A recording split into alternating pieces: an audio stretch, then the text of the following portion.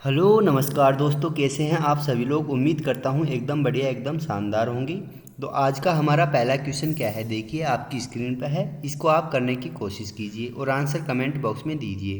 तो क्वेश्चन में क्या लिखा है, हमें क्वेश्चन में लिखा है पेट्रोल की कीमत में 5% की वृद्धि हुई। वृद्धि से पहले इसकी कीमत कितनी थी, 82 रुपये प्रति लीटर। एक आदमी हर महीने 3045 किलोमीटर की यात्रा करता है और उसकी कार 15 किलोमीटर प्रति लीटर का माइलेज देती है। इसका मतलब है कि 1 लीटर में कितनी चल रही है, वो 15 किलोमीटर।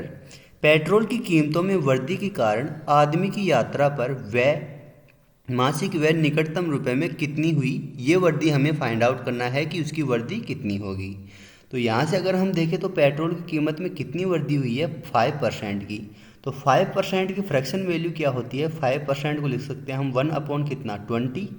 तो 5% को 1/20 लिखेंगे। इसका मतलब क्या है कि यहाँ से वृद्धि कितनी हुई है पेट्रोल में, 20 से कितनी हुई है, यहाँ से कितना 82 मतलब 21 हुई है। 20 से कितना बढ़ा है, 1, तो मतलब 21 हो गई। और हमें दे रखा क्या है, यहाँ से पेट्रोल की पहले की कीमत क्या है, 82 रुपये प्रति लीटर। इसका मतलब है ये तो क्या है, पहले की कीमत, और ये क्या है, बढ़ी हुई कीमत। तो 20 की वैल्यू हमें कितनी दे रखी है, 20 की वैल्यू दे रखी है हमें 82। और यहाँ से अगर हम देखें तो इसकी वैल्यू कितनी, 21 की वैल्यू क्या होगी, ये हमें फाइंड आउट करना है कि 20 और 21 की वैल्यू में कितनी वृद्धि हुई है, ये वृद्धि हमें फाइंड आउट करनी है। तो 20 की वैल्यू कितनी दे रखी है, 82।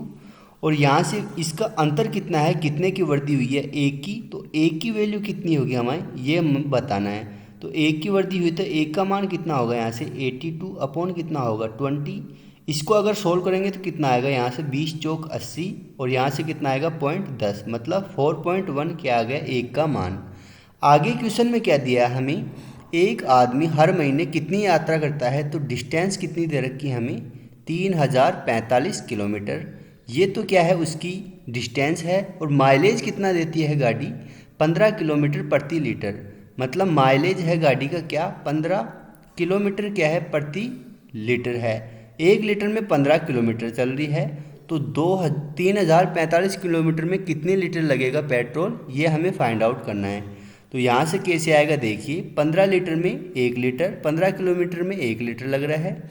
तो यहाँ से कितना आएगा, हम अगर 3045 में 15 का भाग देंगे तो कितना आएगा हमारे पास लीटर निकल के, 15 दूना 30। यहाँ से कितना आएगा, हासिल टूटेगी 0 और 15 थी 45। तो 203 लीटर यहाँ से क्या आ गया, पेट्रोल। तो 203 लीटर तो हमारे पास कितना आ गया, 3045 चलने में 203 लीटर पेट्रोल आ गया। और इसकी हमें वैल्यू बतानी है कि कितनी होगी। तो अगर हम देखें तो पेट्रोल की कीमत में वृद्धि के कारण कितनी वृद्धि हुई है, तो यहाँ से अगर हम देखें तो वृद्धि कितनी हुई है, एक की वैल्यू कितनी दे रखी है, 4.1। तो यहाँ से अगर हम देखें तो 4.1 इंटू में कितना होगा, 203। इसको मल्टीप्लाई करेंगे तो 4 दूनी कितना होगा, 800। और यहाँ से कितना होगा, 30। तो 830 और ये कितना होगा, 2। तो 832 पॉइंट के समथिंग इसका क्या होगा, आंसर। इसको अगर हम मल्टीप्लाई भी करते हैं तो कैसे आएगा, देखिए यहाँ से 203 का मल्टीप्लाई किससे करते हैं, 41 से। तो यहाँ से कितना होगा हमारे पास 3, इसका मल्टीप्लाई करेंगे तो कितना होगा, यहाँ से 0 और ये कितना होगा, 12। मल्टीपल करने का आपको मैं बता दिया, आप मेरी पीछे की वीडियो देख सकते हैं। तो यहाँ से तो 3 आ गया, यहाँ से कितना आएगा 12, तो यहाँ से कितना आ गया 2।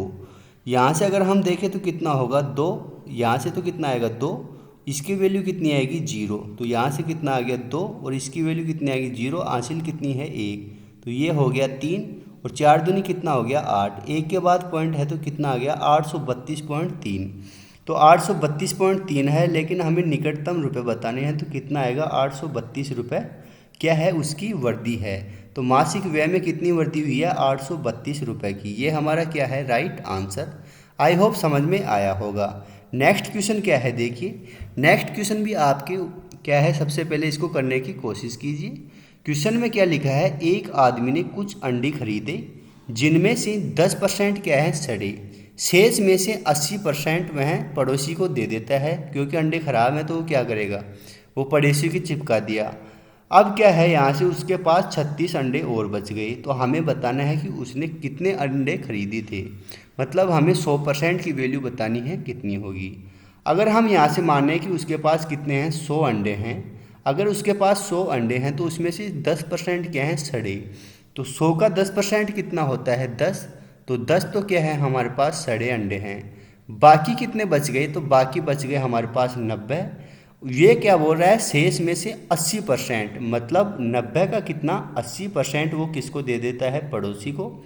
तो 90 का 80% कितना होगा यहाँ से 72। तो 90 का 80% कितना हो गया यहाँ से 72। 90 बचे उसके पास, उसमें से 72 किसको दे दिया, पड़ोसी को। तो बचे कितने हमारे पास, 90 माइनस 72 कितने, 18। 18 बच गए और इसकी वैल्यू कितनी दे रखी है हमें, 36। यहाँ कितने बचे हैं, 36, मतलब 18 की वैल्यू कितनी दे रखी है, 36। तो एक की वैल्यू कितनी आएगी, एक की वैल्यू आएगी 18 दूना 36, 2। तो हमें बताना है उसने कितने अंडे खरीदे थे। तो हमने कितना माना था, 100। तो 100 की वैल्यू कितनी आएगी, तो 100 की वैल्यू आएगी हमारे पास 100 इंटू में क्या होगा 2। तो उसने कितने अंडे खरीदे थे, 200 अंडे उसने खरीदे थे। तो 200 इसका क्या होगा, राइट आंसर होगा। एक आगे हमारे पास CI और SI का मिश्रित क्वेश्चन है, इसको आप करने की कोशिश कीजिए। देखिए क्वेश्चन में क्या लिखा है, यदि एक निश्चित राशि पर अर्जित साधारण ब्याज तीसरे वर्ष में, साधारण ब्याज SI हमारे पास तीसरे वर्ष का कितना है 1750 रुपये, और 2 वर्षों के लिए अर्जित चक्रवर्ती ब्याज कितना दे रखा है हमें 22.5 रुपये है। तो हमें बतानी है उसकी रेट, मतलब ब्याज की दर कितनी होगी, ये हमें बताना है। तो इसके लिए आपको एक चीज़ पता होना चाहिए कि साधारण ब्याज का हर वर्ष का साधारण ब्याज क्या होता है, सेम होता है। साधारण ब्याज हर वर्ष का क्या होता है, सेम होता है। तो तीसरे वर्ष का कितना है यहाँ से 1750, तीसरे वर्ष का 1750 है, तो दूसरे वर्ष का अब कितना होगा 1750। इसी प्रकार साधारण ब्याज है तो पहले वर्ष का अब कितना होगा, साधारण ब्याज 1750। साथ ही आपको पता होना चाहिए कि पहले वर्ष का, एक वर्ष का साधारण ब्याज मतलब SI और CI, एक वर्ष का SI और CI क्या होता है हमारे पास बराबर, एक साल का साधारण ब्याज और चक्रवृद्धि ब्याज क्या होता है, बराबर होता है।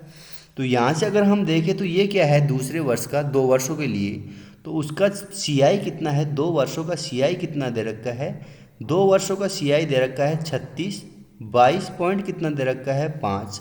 और हमें SI कितना है एक साल का, अगर एक साल का SI है कितना 1750, और यहाँ से हमारे पास SI कितना है 1750, ये क्या है एक साल का।